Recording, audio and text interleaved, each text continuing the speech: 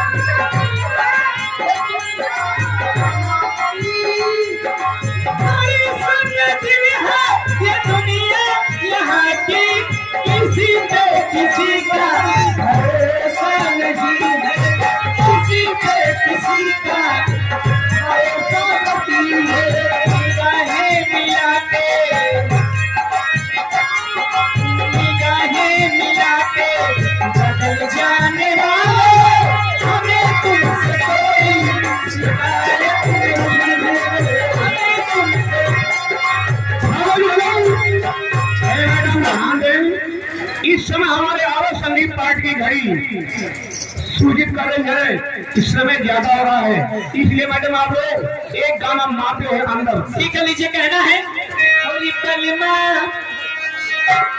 कलिमा कदर न जाने पानी उमरिया कलिमा कदर न जाने